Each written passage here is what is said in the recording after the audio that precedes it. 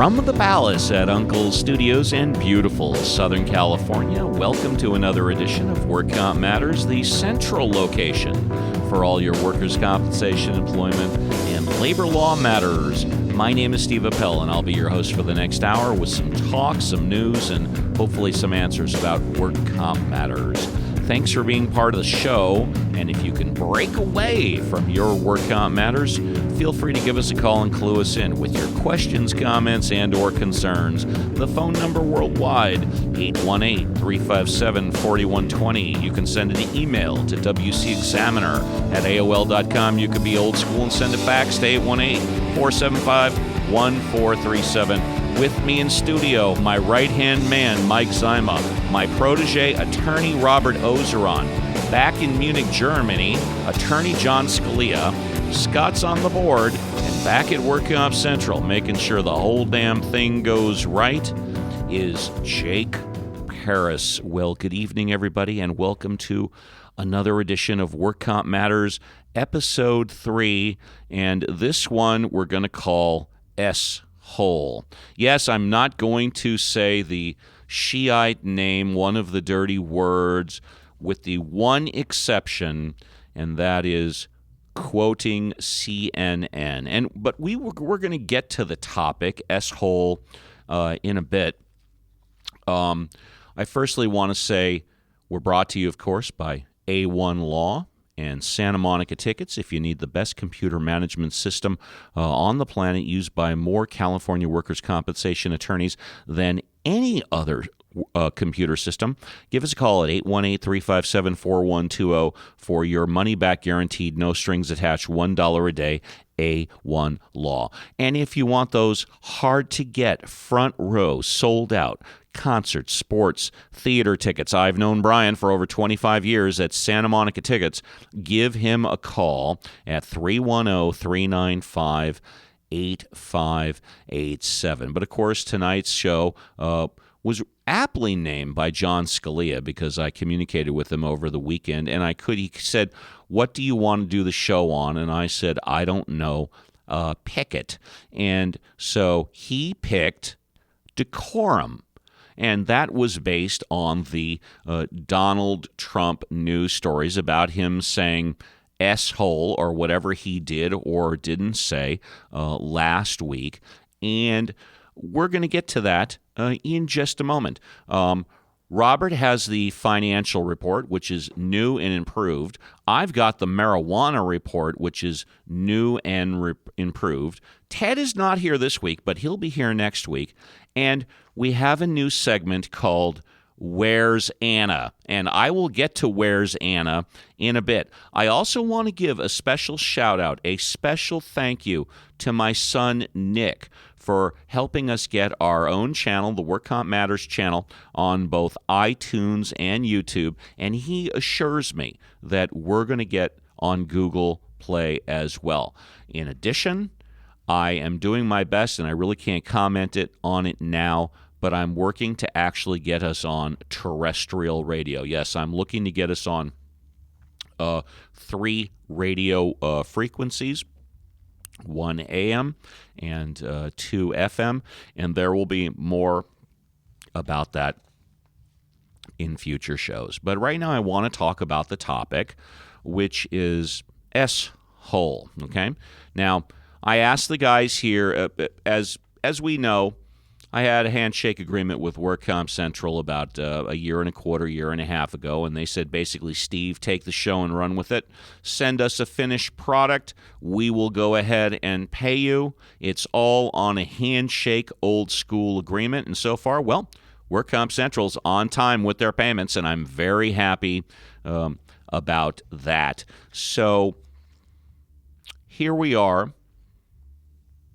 and we're talking about the CNN report as follows, quote, shithole, period, shithouse, period, WTF, what the, does it matter? That's all I can really come up with, watching people try to deny or redeem President Trump's reported comments made in a bipartisan meeting in the Oval Office regarding a deal on immigration reform, period, close quote. Now, Donald Trump was not in front of reporters. Donald Trump was not on the air. Donald Trump was not on the record. He was in a bipartisan meeting with Democrats and Republicans. And there's no doubt in my mind whatsoever that this type of bipartisan meeting has any structure. It doesn't have any decorum. I mean, in my entire life, there's probably been 15 presidents. I was born in 1960, give or take. There's about 15 presidents. There have been some presidents that at times have been so drunk they couldn't stand.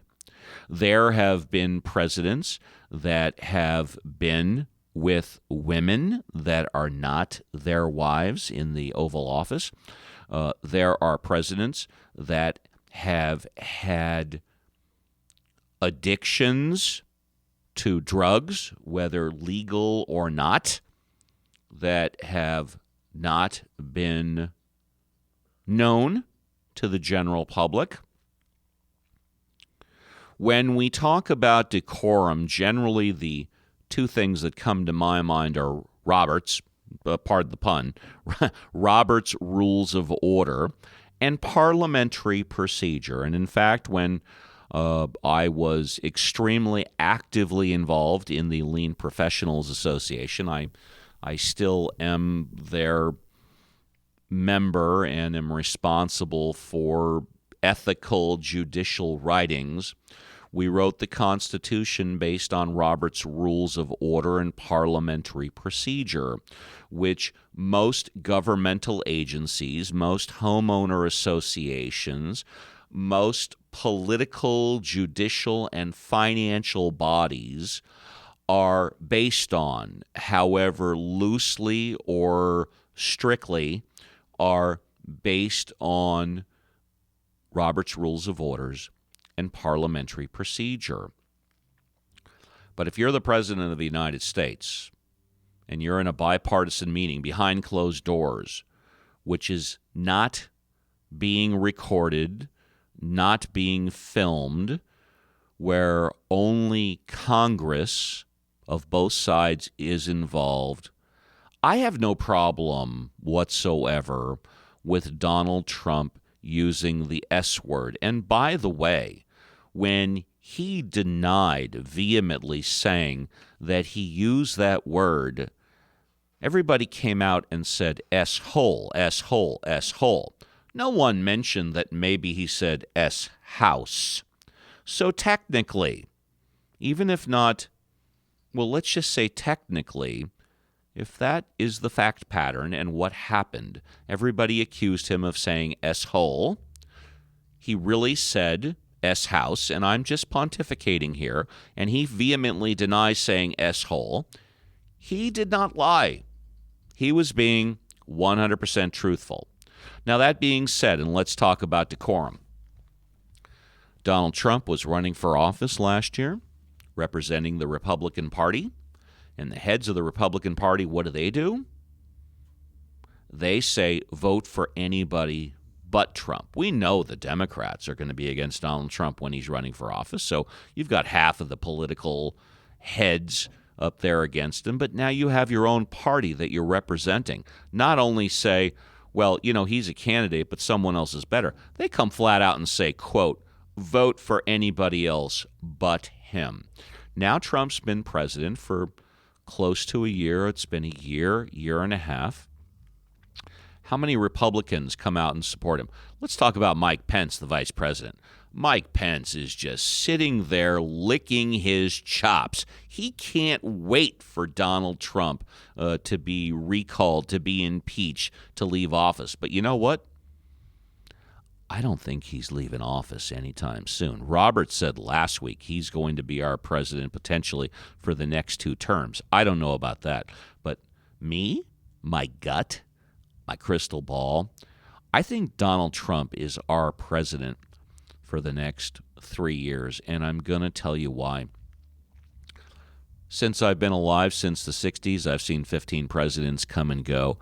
I have not seen a single president. In fact, I will say if you take all of those 15 presidents combined and you take all the media, you take all the backlash, you take all of the negative criticism for all 15 presidents over 55 or so years, they don't come close to all of the negative criticism that Donald Trump has gone through during his time running for office and being president of the United States through this broadcast. You want to talk about decorum?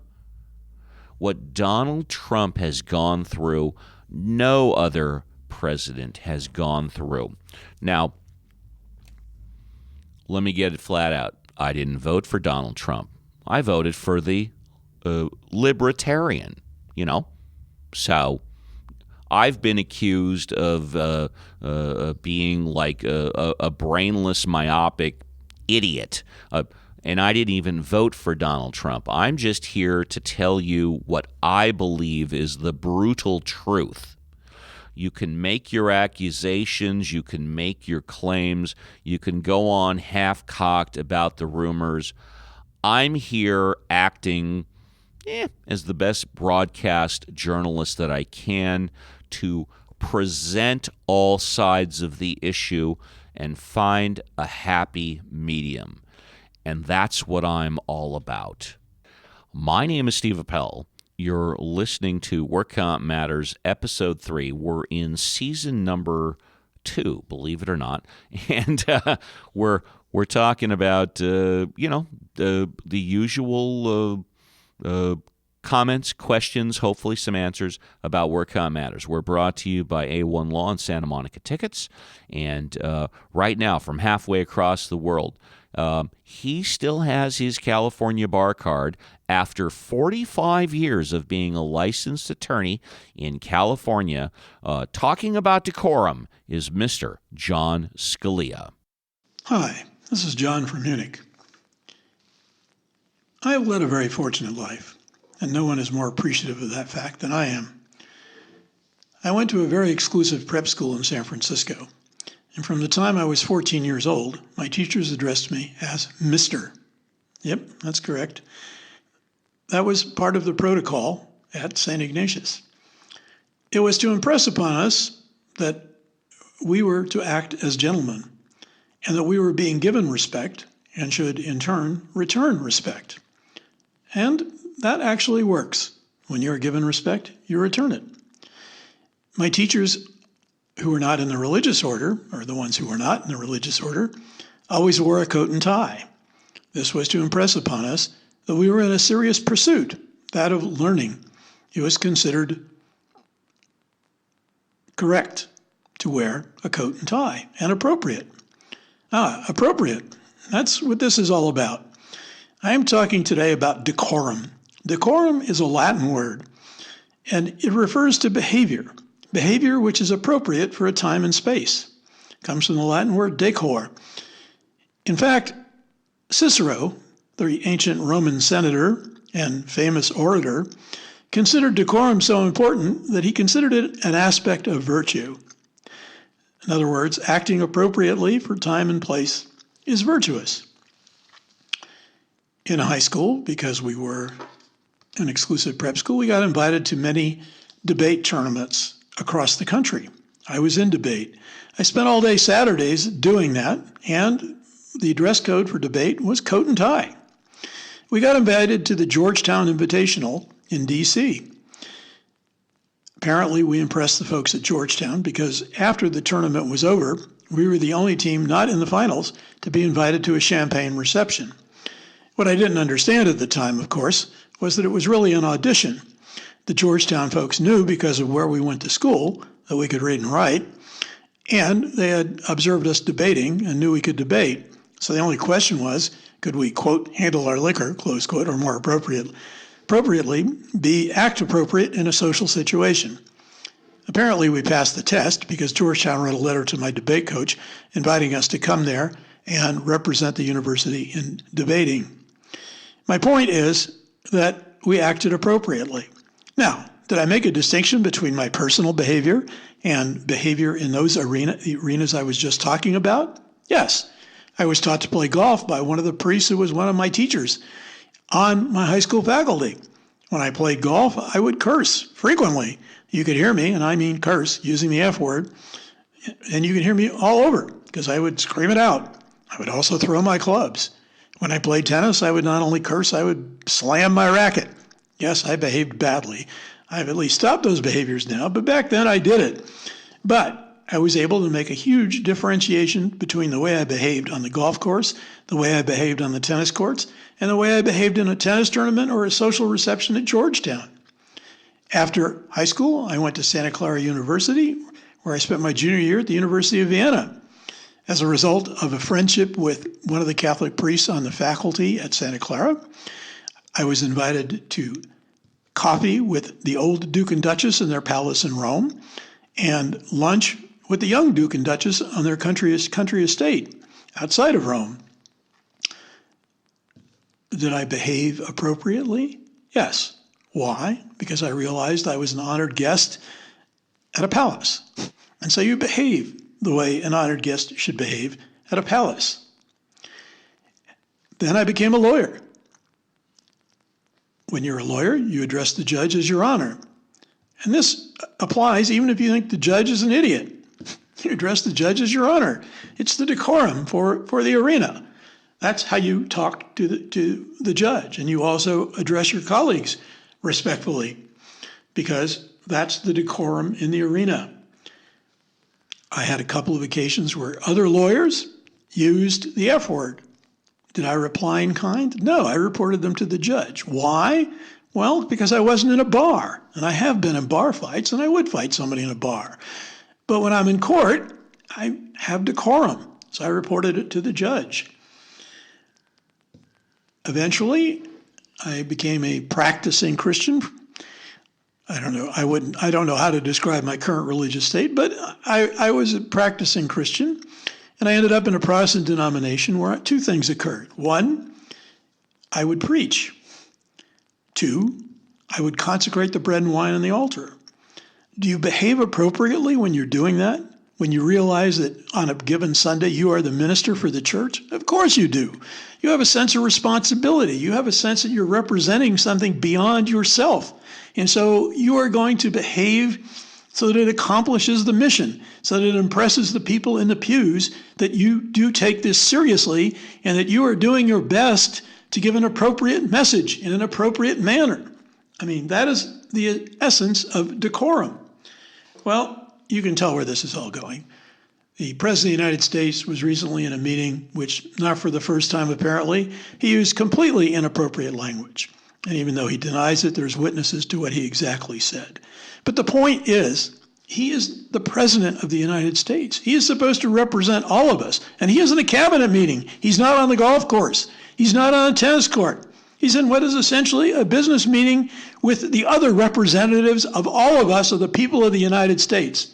And if he does not have enough decorum to understand how to act as the President of the United States, then quite simply, Mr. President, you should resign. And that's the view from Munich this week. You know, John, firstly, I thank you very much. You named the topic. You helped me out. And I always enjoy your segments. You're right. He's in a business meeting. John, are you saying you've never been to a business meeting where the S word was used? Come on. We're not even talking about the F word. We're talking about the S word. Okay?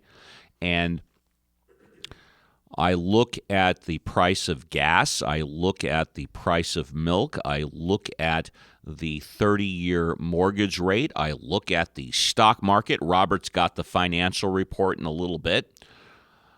If you take just those into consideration, our country is doing better off with Trump than without Trump. Robert, if you just take those things into consideration, right? Economically, we're better. I don't think anybody can debate it.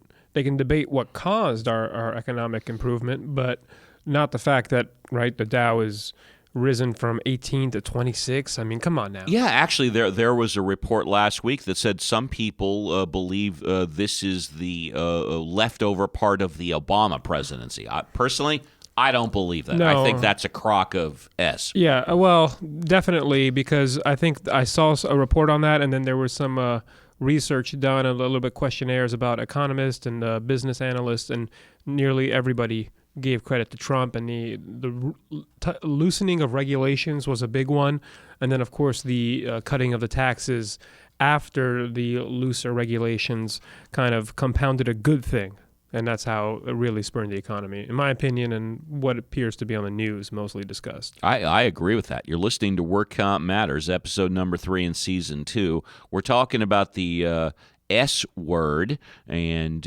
we've got Robert's financial report, my marijuana report, and the new thing, Where's Anna, coming up next. But the first news story of the day, I got to turn it over to my right-hand man. He keeps me in check and out of trouble about 90% of the time, Mr. Mike Zyma. Thank you, Steve. 56-year-old David Allen Turpin and 49-year-old Louisa Anna Turpin have both been arrested and charged with 9 counts of torture and child endangerment of their 13 children. Deputies who discovered the 6 minors and 7 adults Sunday inside the dark, smelly Paris, P-E-R-R-I-S, home initially believed that all 13 were minors because they appeared so small and emaciated. According to authorities, all 13 children suffered stunted growth because of torture and neglect by their parents and likely face a long rehabilitation, both physically and psychologically. The Turpins were legally registered with the State Department of Education as the Sand Castle Day School, a full-time religious school with no religious affiliation. This story already has worldwide impact and will certainly change the homeschooling rules and regulations forever. No question about it. Not only homeschooling rules and regs, but also private school rules and regs. The second news story is just as horrific. The death of a 19-year-old University of Pennsylvania student who was stabbed nearly 24 times and whose body was found buried in a shallow grave at a California park is being investigated as an act of rage, according to the Orange County Register. However, no weapon has yet to be found. Samuel Lincoln Woodward, 20 years old, was arrested and taken into custody Friday on suspicion of homicide after DNA evidence linked him to the death of Bernstein. Bernstein may have been planning to sexually pursue Woodward, according to a 16-page search warrant affidavit obtained by the Orange County Register. Bernstein was home visiting his family in Lake Forest during winter break when Woodward picked him up on January 2 and drove with him to several places before winding up at the park.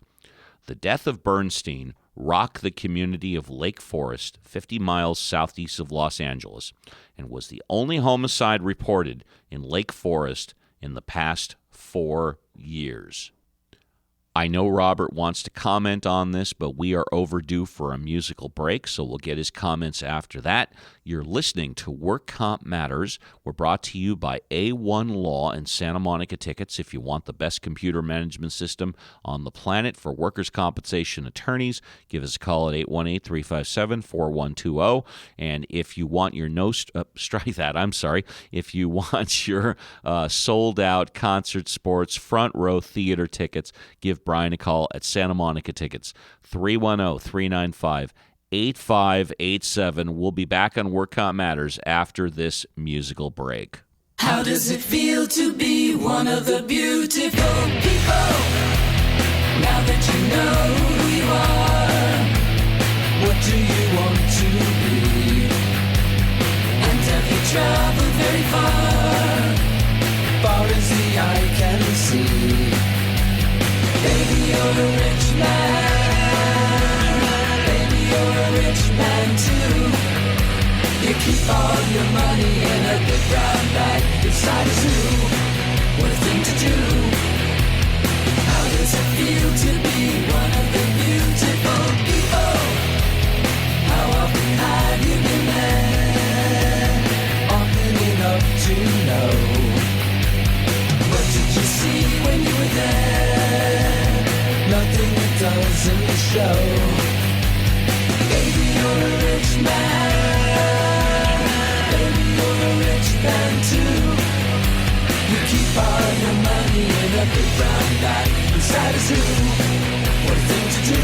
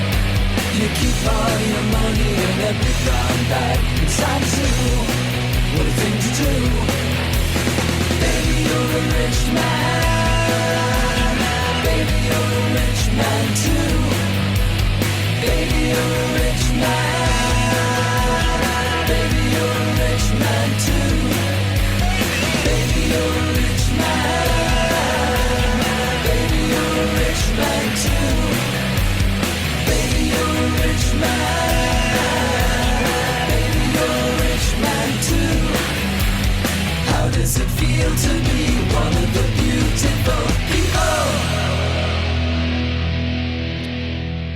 That's our buddy Glenn Laughlin and the Cherry Blue Storms on Work Comp Matters with Baby You're a Rich Man. Robert, you wanted to comment on the last news story. Regarding the homicide in Lake Forest, my understanding is that the accused, his arraignment has been postponed until February 2nd because, I don't know, maybe a discovery issue, but apparently there had been community members who had come down to the courthouse and were demanding, because they thought apparently he was going to be arraigned today or yesterday or something like that, that they thought he was going to be arraigned right away, and they were demanding no bail. Well, right now, of course, he is being held without bail pending his arraignment, but he hasn't been arraigned yet. February 2nd, we're going to find out if he gets bail or not, but I would doubt it. Well, he was arrested. Strike that. I'm sorry. He went in for a statement, and he voluntarily gave a statement last week, and then he was released. Then, of course, they either filmed him, followed him, investigated him, and then officially arrested him. And I'm sure as more news comes out about this story, we will bring it to you on Work Comp Matters. But without further ado, it's now time for the Work Comp Matters California Marijuana Legalization Report. With California's legal weed industry officially underway, it should come as little surprise that there have been a few issues surrounding the legalization of marijuana in California. California already has its hands full and will continue to do so for the next few months, trying to come up with the perfect set of rules and regulations for the marijuana industry appears now to be secondary next to the more pressing question: is California about to run out of legal weed? While California's overall marijuana supply remains as fruitful as ever, the same can't be said for its legal weed industry, where lack of regulations are hindering growers from receiving the proper licensing and permits to legally grow the product. Although California rolled out regulations for adult usage last month, they've not been able to keep up with the licensing approval process. In fact, Los Angeles is so far behind that they haven't even begun to license their dispensaries, let alone the growers who give them the supply. While this might seem like a bizarre turn of events for the state that has been synonymous with cannabis for decades, many in the industry are not at all that surprised. And last but not least, boxing legend Mike Tyson has opened a marijuana ranch in the Southern California area, according to multiple sources. The former the former boxer broke ground in California City and opened up a 40-acre ranch dedicated to producing marijuana. More about that in subsequent issues and shows of Work Comp Matters. But now, without further ado, we've got my boy. He's my protege. We've got Robert Ozeron talking about the financial Work Comp Matters news. Good evening, everyone. This is attorney Robert Ozeron with the Work Comp Matters Financial Report for the week of January 17th, 2018. We already mentioned that the Dow hit a new high. The price of gas, crude, oil, milk, gold, silver is about the same as last week. However, the Dow Jones average closed at 26,115. And I'm going to talk about the market for a moment. Last year, 2017, was a fantastic year for growth, like stocks like Amazon.com, Facebook, Netflix, and PayPal, which easily soared more than 50%. But now, after a long bull run, some portfolio managers and advisors are advising against the more expensive stocks and looking for diamonds in the rough that also come at a cheaper price. Value stocks generally stay out of the headlines because they're not in the hottest industries and usually offer higher dividends and lower PE ratios than growth stocks. Overall, one of the biggest reasons to bet on value stocks is their lower volatility compared to their growth counterparts. Value stocks generally outperform the broader S&P 500 if the bull market is in for a correction this year. Value stocks will similarly be a safer bet. This has been attorney Robert Ozeron with the Work Comp Matters Financial Report for the week of January 17, 2018. Thank you very much, Robert. Gotta love the teletype machine. Makes you sound like you know what the heck you're talking about, eh? Yeah, it makes me sound a lot smarter. It makes me sound like I'm wearing glasses, which I'm not. Speaking of sounding a lot smarter, why don't you give us the next news story, buddy? The current flu season, which has already been called the worst in decades, is increasing the need for intravenous fluids for patients. Unfortunately, the IV bags that hold the fluids have been in short supply for the past 5 months. Blame this on Hurricane Maria, which caused a major manufacturing plant in Puerto Rico to go offline. Puerto Rico's manufacturing plants produce 44% of the IV bags used in U.S. hospitals. You know, the only time I ever used to pay attention to Puerto Rico was because of the Bacardi factory that is located in Puerto Rico, and I was there. I visited the Bacardi factory. As far as the IV bags, I never heard about it till this story. Mike, you've got the next news story. Dr. Ronnie Jackson, who has served as the presidential physician since 2013, said President Donald Trump received a perfect score on a cognitive test designed to screen for neurologic impairment, which the military doctor said was evidence that Mr. Trump does not suffer from mental illness, from mental issues that prevent him from functioning in office. However, Dr. Jackson also said the commander-in-chief should lose 10 to 15 pounds. The president is 6 feet 3 inches tall with a body mass index of 29.9, just shy of official obesity. Jackson also added he's trying to encourage the president to start an exercise routine, perhaps with some help from the First Lady. So, firstly, Mike, you're telling us that the American people did not elect a president who is mentally disabled. That's number one, right? Well, that's at least according to Dr. Ronnie Jackson, who I assume did not run a full psychiatric assessment, but he's a pretty good doc. From what I understand, he's evaluated numerous presidents, and not only since 2013, well before that, like 10 years before. He's familiar with this stuff. And then last but not least, the doctor recommends that Trump lose 15 pounds or so, and maybe he should talk to Melania about helping him lose that weight. Robert, do you have any idea how Melania could help the Donald lose that 15 to 20 pounds? By encouraging him to exercise. So I'm sure that's the answer you're looking for. By encouraging him to eat right and exercise. I heard he likes Diet Cokes or something like that. It goes through a lot of those. That can't be good for you. That is something I can tell you. What I do know is that the Donald has never had alcohol and Ever? never had alcohol, and he has never had illegal drugs because he saw what it did to a family member. Yeah. I know that a lot of people purport to say that how healthy you may be, including myself, I totally agree with this, has to do with the genes that you were born with. But Donald Trump, unlike me, never had a drink of alcohol, and I'm fully willing to admit, okay, I've had a hit off a joint, not a problem. I have smoked some marijuana. I did inhale. It's not illegal. Well, now I can say it on the air, right? Yeah, it's not illegal. It's 2018.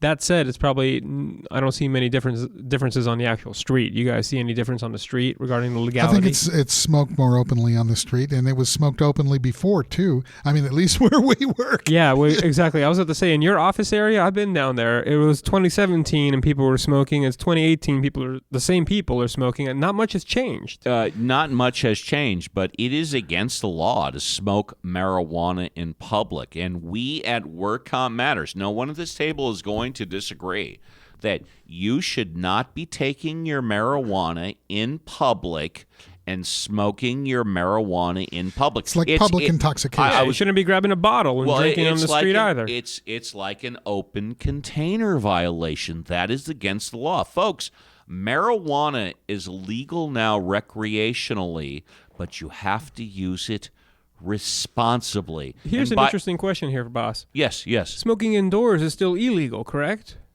Well, if you are smoking in a public establishment, you come over to my home if you want to light up a joint, it's 100% legal if I allow it. Okay, so I'm going to give you guys a little anecdote of my life, all right? So I've been through Europe, right? And I was in Amsterdam. And I've been through your house. Okay, thank you. And, well, I got roommates, of course. But I've been in the bars in Amsterdam. I've walked in, right? They sell booze. They sell weed. They sell them together. And right next door, they have a woman wearing a G-string and a bra. That's not true. In a darkly lit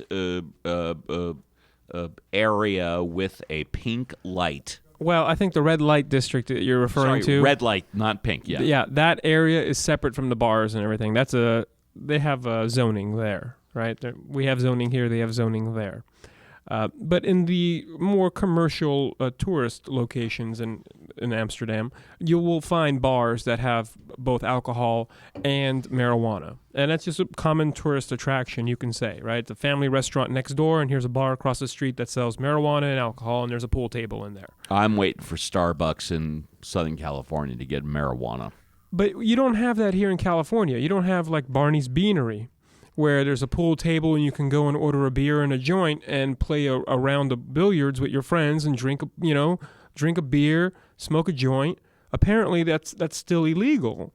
So it's a very interesting dichotomy we split here. Marijuana is legal, but keep it in your own home. Well, who knows how the laws are going to evolve, and they will evolve probably rather quickly in the next 2 years, I think. It's probably going to be like a cigar shop, right? Where there's few places that you could smoke indoors, but you cannot serve alcohol there. So it's we're really trying to split it a lot here, and maybe we're going to loosen up on some regulations as well. Something more reasonable. Obviously, smoking cigarettes indoors, people are against it. But if you're in a bar and people are smoking cigarettes, maybe that's not the most reasonable thing for you to expect, that you're going to go to a smoke-free bar at 10:30 at night in an area that's frequented for its nightlife. I think that may be too much. We'll see. That's up to everybody here in California. I couldn't agree with you more. We will see. We're overdue for a musical break. It's time for Susan Scheller and the folk rock sounds of Susan Scheller.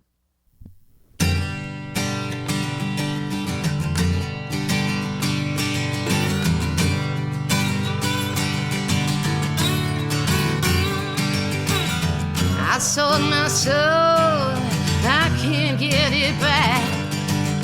I've fallen down on my lonely track. Something inside is dying to break free. I got chains from wings used to be. I long to break free from this lonesome jubilee. I feel so scarred, it's gone by this party's policy. Yeah. You know, if I could change my ways, baby, I would change today. I got chains, wings used to be. Going high up in the sky.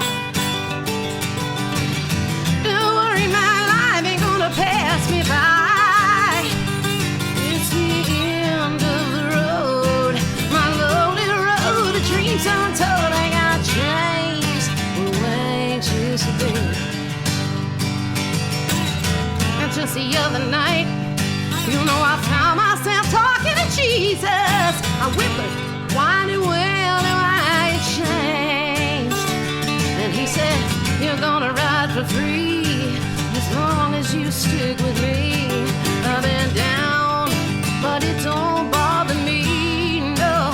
You know I had me some chains where some wings used to be. And he told me just like this, you going high up in the sky. Don't worry, your life ain't gonna pass you by. It was looking like the end of the road, the lonely road of dreams untold. You had chains, your wings used to be. Hang on now.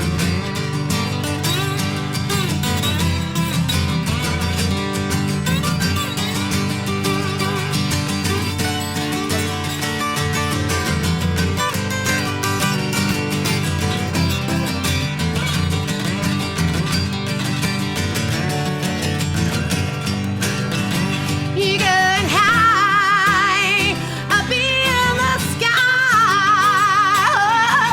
Don't worry, your life ain't gonna pass you by. It's the end of the road, your lonely road of dreams untold. Ain't got chains where wings used to be. I don't mean to sound corrupt, but I've fallen, now I can't get up. I don't mean to sound depraved, not a straight line to my grave. Chains where wings used to be. I got chains where wings used to be. Something inside was dying to break free. I had chains where wings used to be. I learned you gotta keep changing. Take it from me.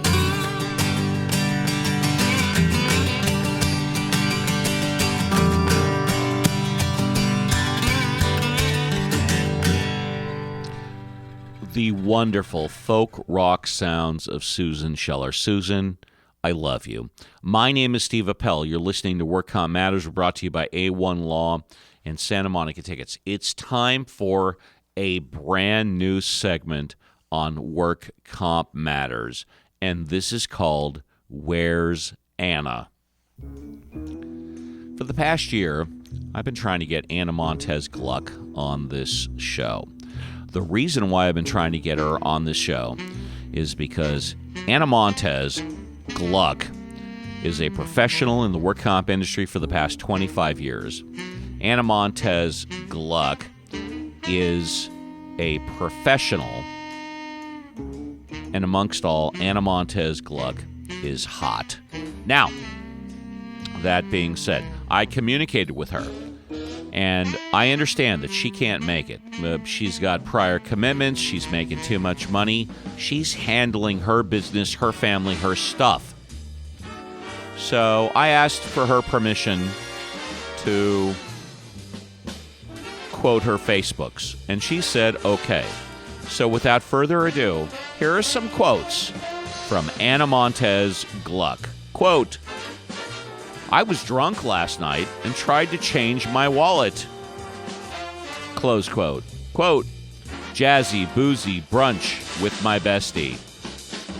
Quote, we may have done a lot of dumb shit when I was a kid, but we never ate Tide laundry soap. Quote, the key is not to prioritize what's on your schedule, but to schedule your priorities. And last but not least, he who said talk is cheap never hired a lawyer. I want to thank you very much for your quotes and listening to our new portion of Work Comp Matters called Where's Anna? And we, of course, have to thank Anna Montez Gluck for coming on to the show. Mike, you wanted to say she's something? A good sport. Yeah, she's a total sweetheart. And she knows what she's talking about. She's a professional, but, from Steve Appel point of view, Anna Montez Gluck is hot. Anthony, you are a lucky man. Mike, you've got the next news story. The mudslides on the California coastal town of Montecito have devastated a wealthy enclave where billionaires including Charlie Munger, Eric Schmidt, and Oprah Winfrey own properties, with hundreds of millions of dollars of damage in one of America's most expensive real estate markets. 65 single-family homes were destroyed and 462 damaged by the flooding and mudslides that struck the city, said Amber Anderson, a spokeswoman for Santa Barbara County. 20 people have now died because of the storm and mudslides. Finding alternatives for pain management and controlling the opioid prescription drug crisis are among the workers' compensation issues and trends that employers should watch for in 2018, according to a report from Sedgwick Claims Management Services, Inc. Mike, you and I deal a lot with Sedgwick. Yes, we do. Yeah. We don't deal with those committees, but then again, we've never been invited.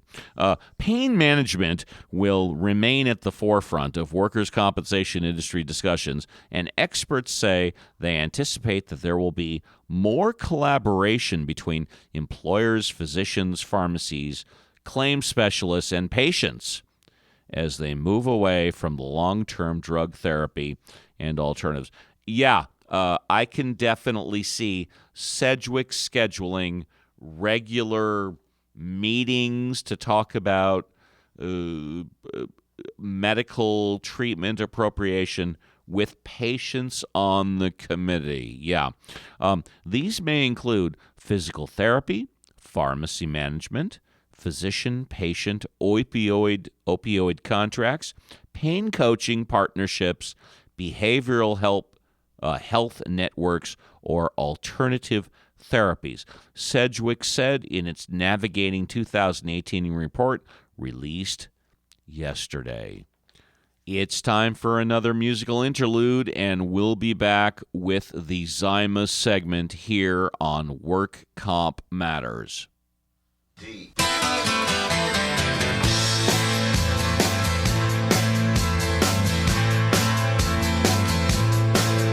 Well, you can't turn him into a company man. You can't turn him into a whore. And the boys upstairs just don't understand anymore. Well, the top brass don't like him talking so much, and he won't play what they say to play. And he don't want to change what don't need to change. And there goes the last DJ who plays what he wants to play and says what he wants to say. Hey, hey, hey. And there goes your freedom of choice. There goes the last human voice. And there goes the last DJ. Well, some folks say they're gonna hang him so high, 'cause you just can't do what he did. There's some things you just can't put in the minds of those kids. As we celebrate mediocrity, all the boys upstairs wanna see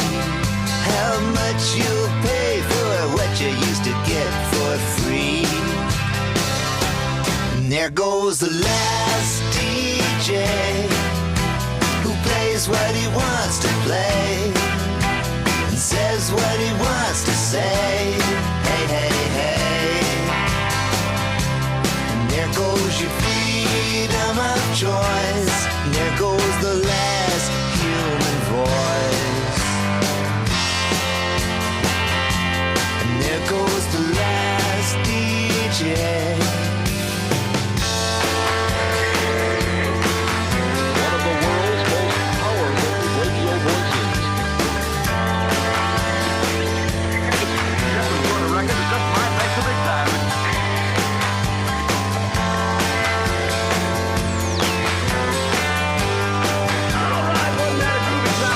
Well, he got him a station down in Mexico, and sometimes it'll kinda come in, and I'll bust a move and remember how it was back then.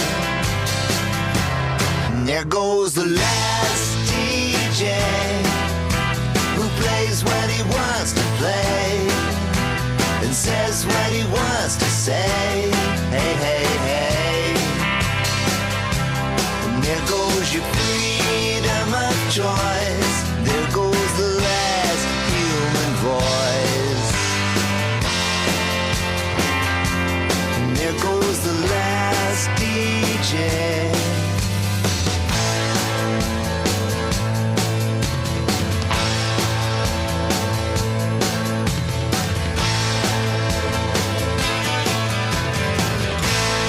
Last DJ by Tom Petty, and he's my right-hand man. He keeps me in check and hopefully out of trouble 90% of the time, Mr. Mike Zyma.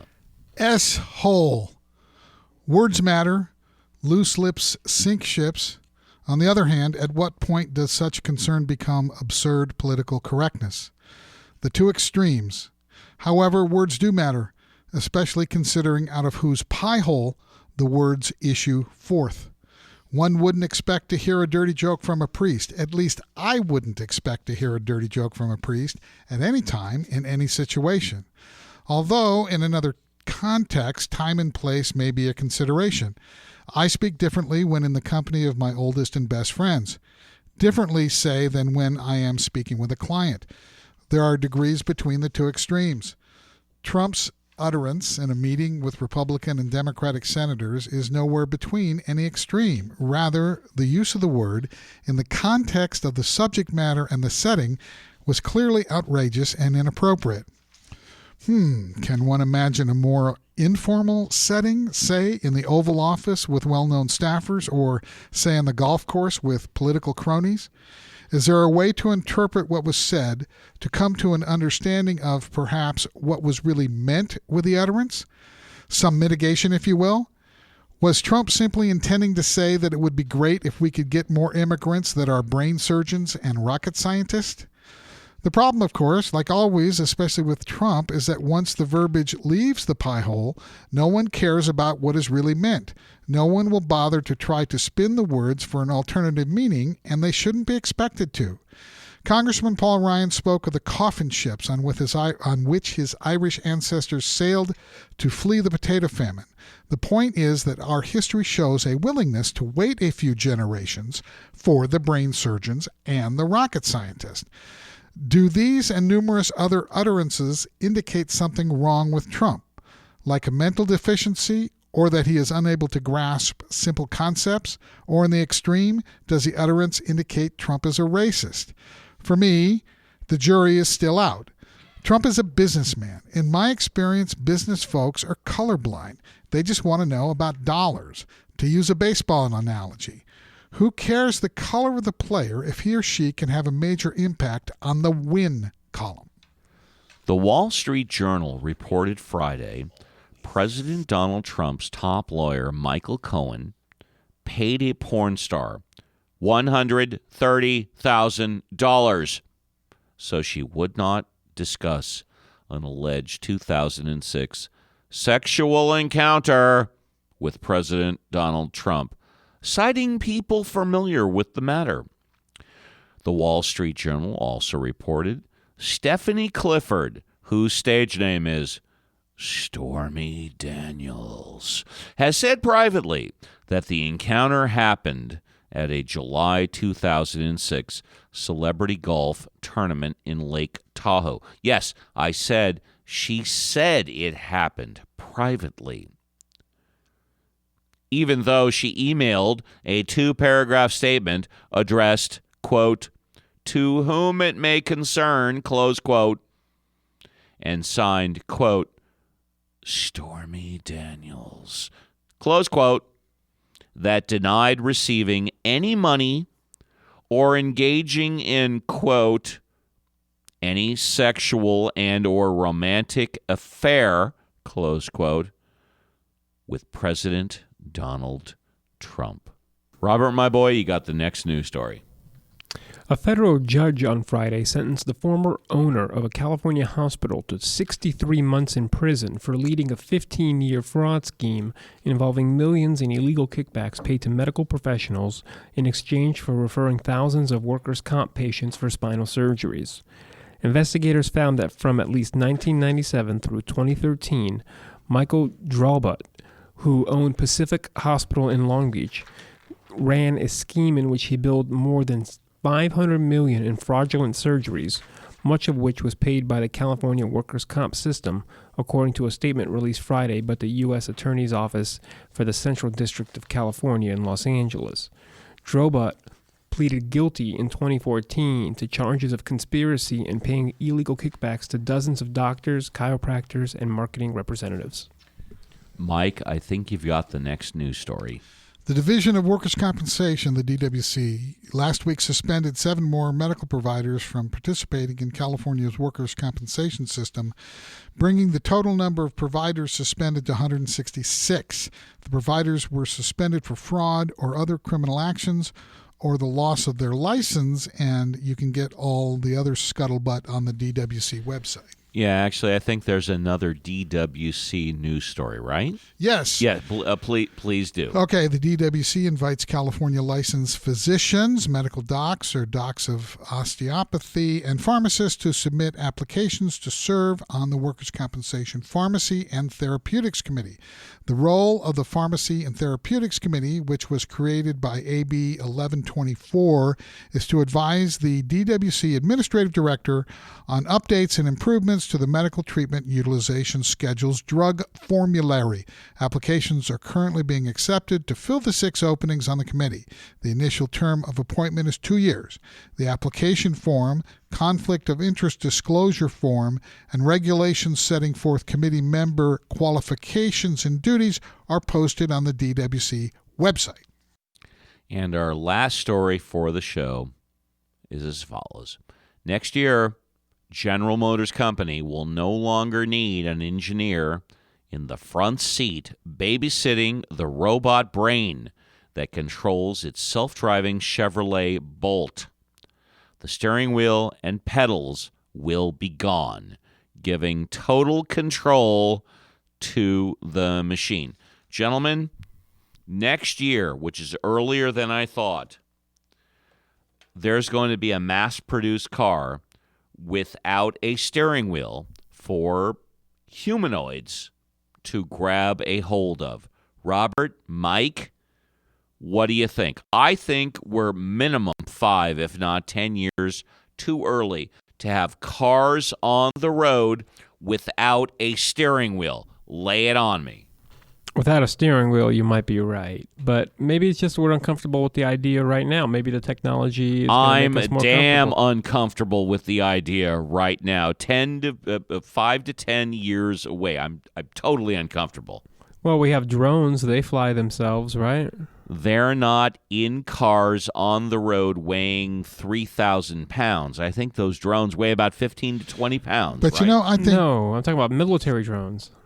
Right? They're carrying missiles. They're huge. They're flying across vast territories, independent sometimes. Right? We have technology here in the U.S. that perhaps the consumer market hasn't been exposed to yet that I feel that could really change our lives.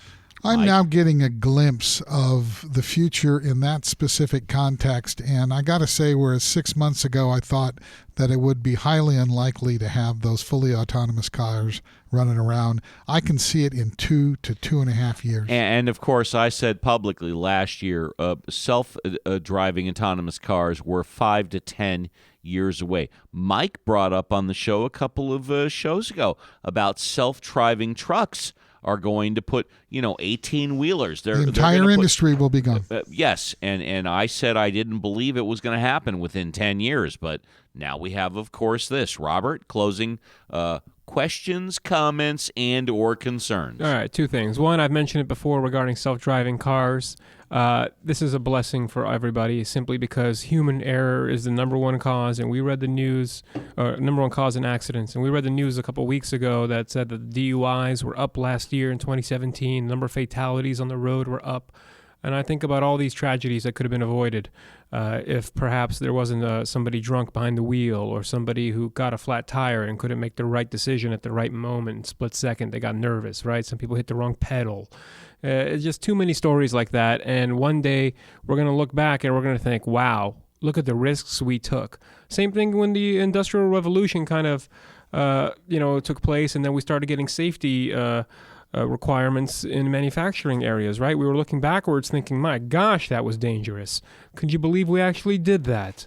And then finally about Donald Trump and the S-hole comment.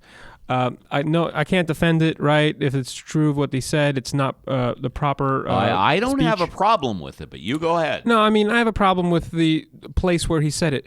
And just on decorum, just a little rhyme that I used to think about in law school. Your decorum should be proper for the forum. Your decorum matches the forum, right? If you're out at the bar with the friends, you can use those words. Right? If you're in your house drinking, liquor at night, you can use it. If you're at a company event, a work event, you're going to use workplace language, right? And no one can fire Donald Trump right now. They can, maybe not reelect him. But, right, if you do something like that at a company event, you might get a write-up. So you The consequences. You get a write-up on that one. Pretty much agree with John Scalia. There's a place and a time for everything. It's okay to use those words depending on where and when you use them. But I think John ended his with demanding resignation. Yeah, John said if he did it, he A bit he harsh, should no? resign. That's a bit harsh. I don't agree with that. I Yeah. don't think Trump would resign. And I'm just wondering for John, we have so many questions about Germany, right? We know what's going on in 2017. There was a news report about the number of rapes in Germany from their mass immigration, right? So it's a very interesting. I wonder. John's going to have something to say. Oh, I about hope he it. does, right? I hope he saw. I saw this on the Daily Wire with Ben Shapiro. The number of sexual assaults in Germany has skyrocketed after they had this nice open borders. And I'm wondering, did John call for the resignation of whatever prime minister they got over there? Because those aren't words; those are actions, right? And I know that in Germany, they're having a large rise of right-wing politics now in response to this leftist approach that has been a huge detriment to their citizens, a massive amount of sexual assault. This is where I just sit back, shut my mouth, and let my protege talk. Yeah, Please continue. Let's No, just go say, ahead. John sits here, and I appreciate his opinion. He's a very smart man, but we see things differently. He can call for Donald Trump's resignation from across the Atlantic, but I don't hear him saying anything about what's going on with Germany and Now, the to be rash all fair, of rapes going around. He was in the studio, 2 weeks ago or whatever? Oh, we could barely scratch the surface. I wish he stayed. And he's a good guy, and we could have really talked about it, and I appreciate his point of view. But you can see that he's some sort of tunnel vision, right, where he doesn't look past the rapes in his own country, but he can look at what President Trump is saying and demand resignation. Wow.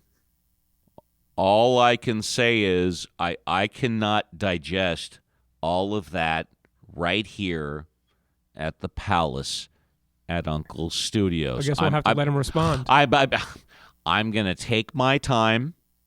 I'm going to digest that. John, you're going to get this. You can take your time and digest it. Mike, questions, comments, or concerns really quickly? No, I 'cause just we're way wish overdue. that John was here because it would have been fun to bounce it around. I wish that John was here right at the table 24 inches away from me, looking in Robert's eyes. And then, Robert, you had your time. I know you wanted. I wanted to reference the article so John knows specifically what I'm referring to. It's a Daily Wire article, and it says that documents that were leaked in 2016 showed that, quote, approximately 2,000 men, comma, many of whom were newly arrived migrants from Middle East and North Africa, assaulted more than 1,200 women during the celebrations in several German cities, close quote. That refers to New Year's. 2016, I apologize, to 2017. For my protege, attorney Robert Ozeron. For my right-hand man, keeping me in check and out of trouble 95% of the time, Mike Zima. For John Scalia, halfway around the world, I know is going to want to comment on what's going on here. On the board, Engineer Scott, and back at WorkComp Central, all of the good people who continue to support and approve of our project, including, but not limited to, Leaf File and Jake Paris. My name is Steve Appel. We'll be back again next week for another edition of Work Comp Matters.